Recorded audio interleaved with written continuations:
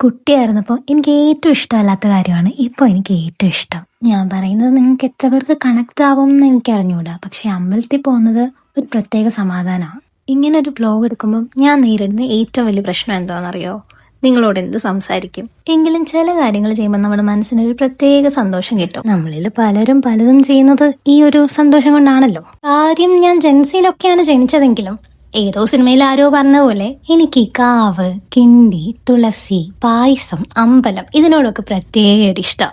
എന്നെ പോലെ അമ്പലം ഭ്രാന്തായിട്ടുള്ളവർ പലരും ഈ വീഡിയോ കാണുന്നുണ്ടെന്നറിയാം. നിങ്ങൾക്ക് എന്താണ് പറയാനുള്ളതെന്ന് കമന്റ് സെക്ഷനിൽ കമന്റ് ചെയ്യൂ. ഇന്ന് നല്ല തിരക്കുള്ള ദിവസമായിരുന്നു, അതുപോലെ തന്നെ നല്ല അടാറ് വെയിലുള്ള ദിവസവും ആയിരുന്നു. പുറത്തൊക്കെ വലത്ത് വെച്ച് കഴിഞ്ഞപ്പോഴത്തേക്ക് നട അടച്ചു. പിന്നെ നമ്മൾ വെയിറ്റ് ചെയ്തിരുന്നു, ഉച്ചപൂജ കണ്ടു തൊഴുതു. എത്രാന്ന് വെച്ചിട്ടാ എപ്പോഴും അകത്തിരിക്കുന്നത്, ഒന്ന് പുറത്തിറങ്ങി എല്ലാരെയും കണ്ടേക്കാം എന്ന് വിചാരിച്ച ഭഗവാൻ ഇറങ്ങുന്ന ദൃശ്യമാണ് നിങ്ങൾ ഈ കാണുന്നത്.